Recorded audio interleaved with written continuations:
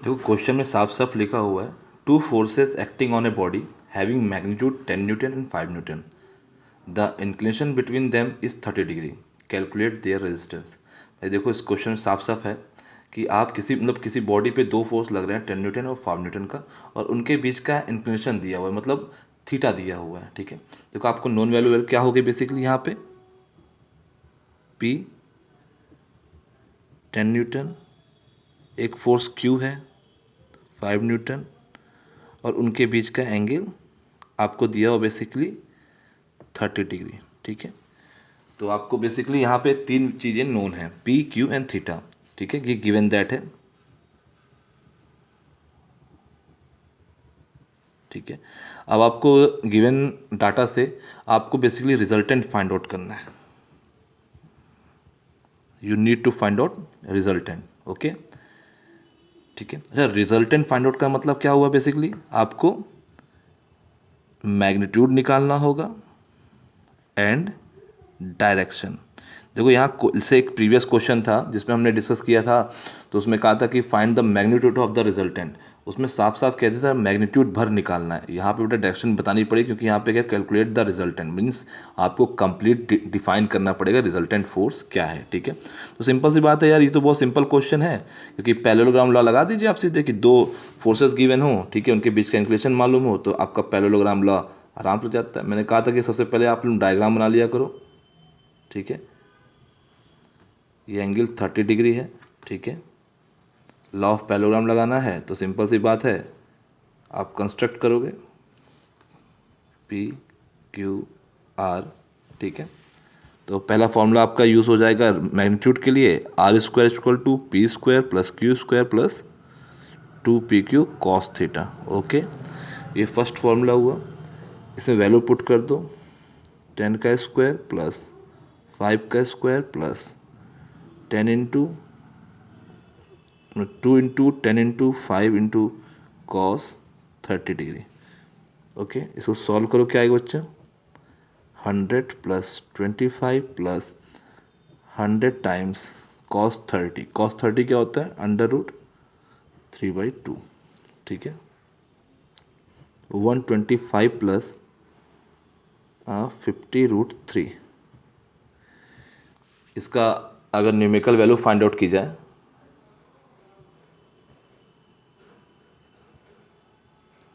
तो आप निकाल सकते हो। ठीक है, 125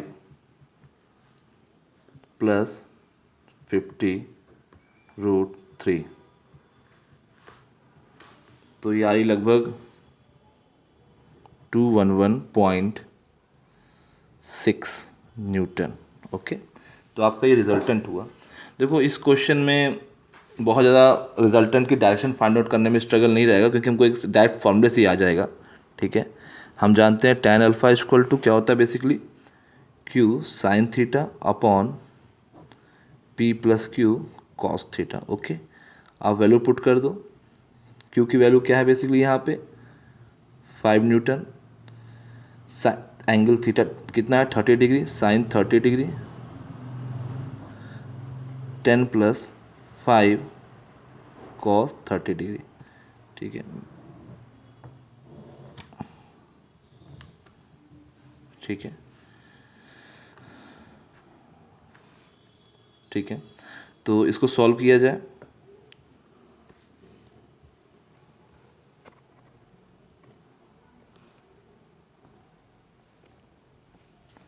फाइव साइन 30 कितना हो जाएगा,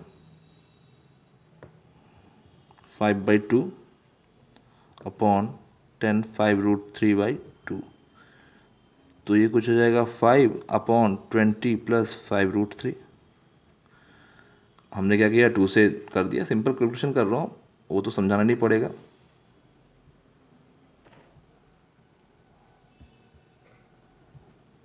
ठीक है, 5 डिवाइड का 4 प्लस √3। ओके, तो 1 divide by 4 plus √3, 1 divide by 4 plus √3, ये आपका लगभग आ जाएगा 0.1745। ठीक है, आप यहाँ से अल्फ़ा निकाल लोगे तो tan इनवर्स 0.1745 कर दोगे तो अल्फ़ा की वैल्यू कुछ आ जाएगी,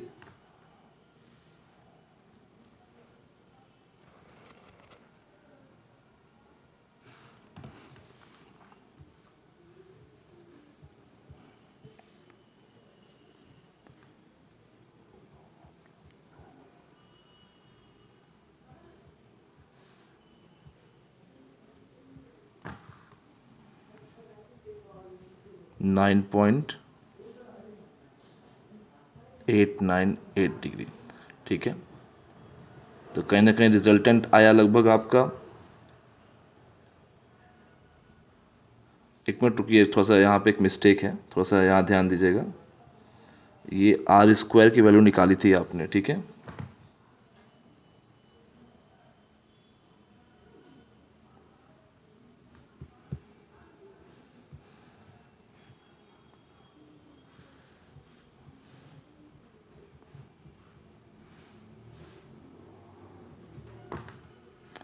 और यहाँ पे रिजल्टेंट की वैल्यू आ गई आपकी 14.546 न्यूटन।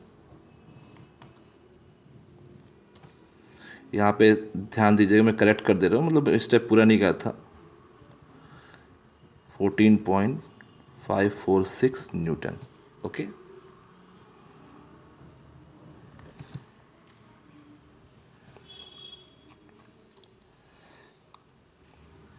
अच्छा एक चीज़ गौर करना बच्चा, देखो यहाँ पे थोड़ा सा बस एनालिसिस टाइप की है, मतलब ठीक है, अगर आपका क्वेश्चन तो कंप्लीट हो गया, बट थोड़ा समझ डेवलप करने की बात कहूँगा।